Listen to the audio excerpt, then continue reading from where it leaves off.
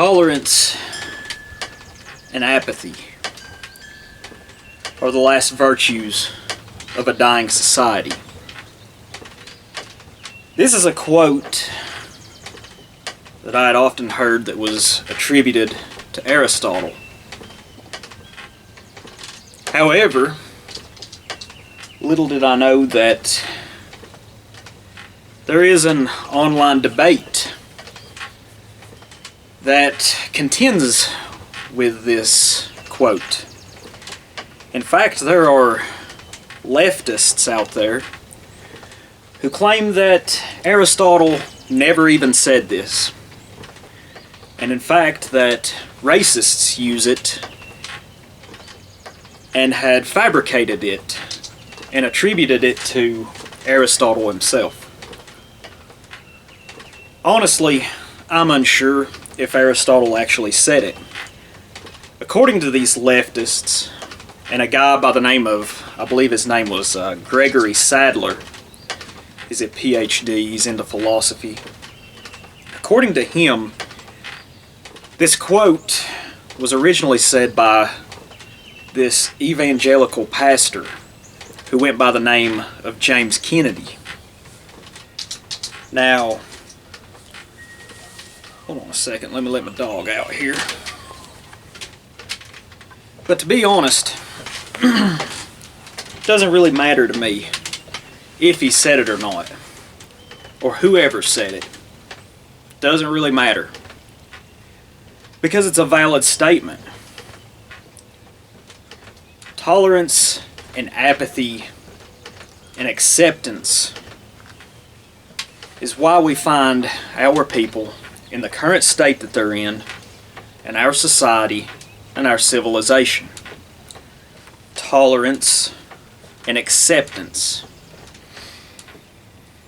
Tolerance, acceptance, convenience, and comfort is why we find ourselves in this present state. Now, as white men, as Native Europeans, I believe at one time, whenever we were faced with an existential crisis, with a sort of impending conflict, at one time, I believe we would see the most extreme response to this problem, whether it be fight or flight. We would see the first thing that would come to mind upon our recognition of this impending conflict or existential crisis was that we would look at the most extreme resolution possible first. Some of us still operate like this. Myself, I do still operate like this. An extreme response of fight or flight. Well, I believe this has been dulled down, unfortunately. You know what we would do? You look at the most extreme response, the most extreme reaction or action, if you want to be proactive. And then we work backwards from it, because we know that the most extreme response can often, often doesn't need to be executed. So we work backwards. But unfortunately, I think that modernity, tolerance, acceptance, convenience, and comfort has diminished this in a lot of our people. You getting restless? You getting a little restless? You want me to hush? I'll try to wrap this up quick. But you have to pick your battles in life. I see people picking battles, constantly fighting, which is an admirable trait in itself. But you got to be aware that some of these battles and some of these fights are ultimately pointless. And even if you win, they can result in a sort of Pyrrhic victory. She's getting frustrated. What's going on? You want to go inside? Alright, hold on a second. I'll be right back. How do we handle tolerance and acceptance? I believe we do so by refusal and rejection. A refusal to tolerate certain things, and a rejection of the acceptance of certain things. You know, I've said before, I believe a refusal is one of the greatest powers that we possess on not only an individual basis, but also on a collective basis. I think back to 3 years ago, back in 2021. This was when the COVID hysteria was at a peak crescendo. And we seen the various pharmaceutical corporations rolling out their safe and effective medical procedure. I was against this from the very beginning because I never trusted the people that were pushing this shit.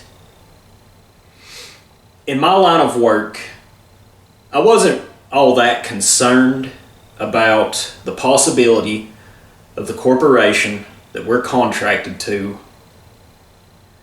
pushing this upon us. I remember one day we were talking before work and that topic came up, the medical procedure. One of my co-workers was saying that he was grateful for this medical procedure for his old man who was at a very advanced age. But you know, I chimed in a little bit later and said that I flat out refuse. Job be damned. I don't care. I'm not taking it. I'll find another job somewhere else down the line. Some of the people agreed with me. I'm sure that some probably didn't. But whatever. I picked this battle because it was a hill that I was willing to die on. I don't trust the people who are pushing it. Now, in my wife's case, I was much more concerned about her situation than I was my own, because in her line of work, they were going to require it. And we talked about this. She was unsure what to do. She did not want to get it. What I did, though, was to reinforce this sentiment. At the time, we didn't have children. And I had seen and I'd heard the effects. Well, they weren't really, this was when it was new, basically. Still, I didn't trust it. I told her that we would find a way. You can always find a way. Now, when this predicament arose, this potential problem, I would be remiss if I said that the most extreme solution, I would be lying if I said that the most extreme solution wasn't the first one that came to mind.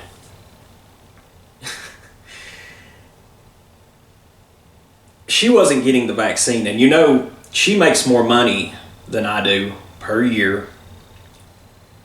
Her job is actually one of the reasons we live here in Southeast Tennessee. It's why we moved here a little over 5 years ago.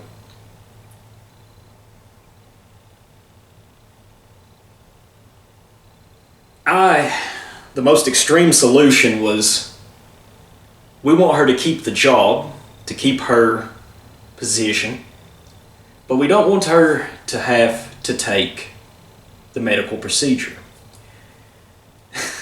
The most extreme solution was to find a medical professional, produce the proper form, have this medical professional, whoever, sign off on it, saying that she had received the procedure and was cleared to go.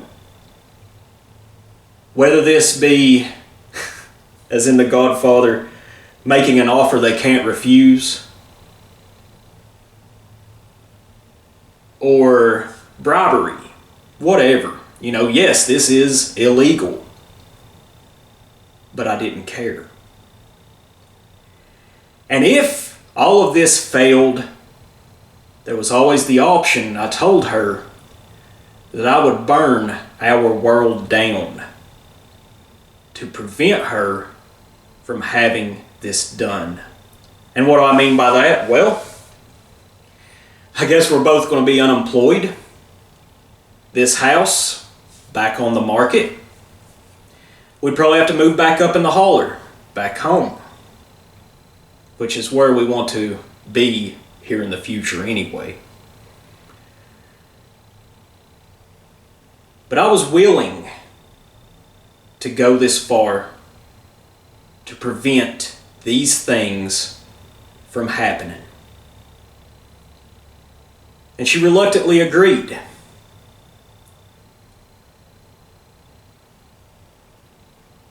Well,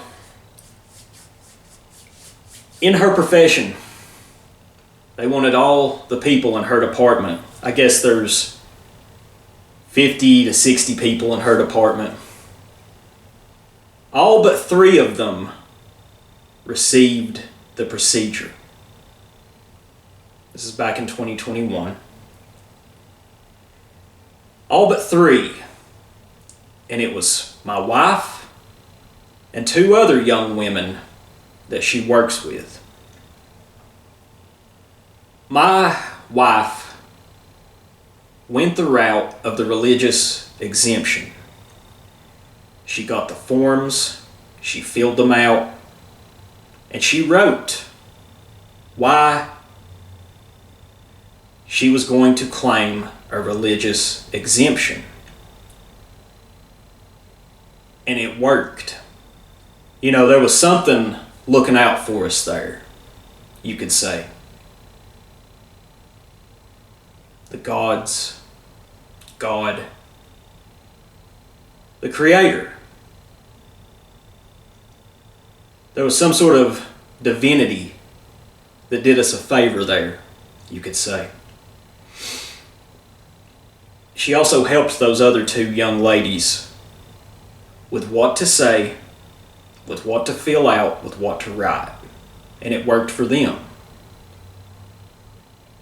But I do believe in the metaphysical. Perhaps our will was so strong that it sent out a current that enabled this, that permitted this. I know some of you will think that that's craziness, but I believe it. You don't have to, though. But these are my beliefs. And it influenced whoever was to make the determination about this religious exemption to permit it. We were willing to go to extreme lengths to maintain the refusal, even rejecting all the consequences that could have resulted if this had failed. The Lord's Prayer I believe there's a line in it that says, "Thy will be done." You know, that's good and all, but what about my will be done? Your will be done. You can't expect whatever higher power you believe in to do all the work. I thoroughly believe you have to meet them halfway. A refusal and rejection. This is how you handle tolerance and acceptance. This is something we need to get back to. Your no, you saying no, must be stronger than their demands. Or your yes, your affirmation, must be stronger than their refusal. And you know, these people were out of their depth in regards to our refusal. We got very lucky, but I believe truly that you make your own luck. A refusal and rejection. You put your mind, it's a mindset. You put these into your mind and you execute. Your will be done. Now, I'm going to close this video out with my favorite line from my favorite speech by Louis Beam. I've actually gotten a lot of this speech memorized since I first heard it about a year ago. And I know I've played it before. I'll put a link to a video where I played it in full to make a point that I had made last year at the end of this video. I would advise you to listen to it and internalize it. But I want to play for you the last line. You know, there can be no domination, only submissiveness, if your will is strong enough. As Louis Beam had said earlier in the speech, there is no Jewish domination, only white submissiveness. This is the mindset we have to have going into the future. And the future belongs to those who are strong and cunning enough to make of it and to shape it themselves. The future belongs to those who display some of the traits of our not so distant ancestors. That sort of wildness, that untamable spirit, unbreakable spirit. The future belongs to the feral white. And I'll talk more about that in the future. But anyways, thank y'all for watching. Here's Mr. Beam. Tell you, most of us, really and truly, don't deserve, if we're judged by our present day actions and our present day habits and thought system and beliefs and attitudes, we don't deserve the blood we carry in our veins because it came from far better men than ourselves. Now that's the bad news. The good news is you don't have to be that way. It's not in you to be that way. In fact, the opposite is in you. You can be strong. You can be brave. You can win.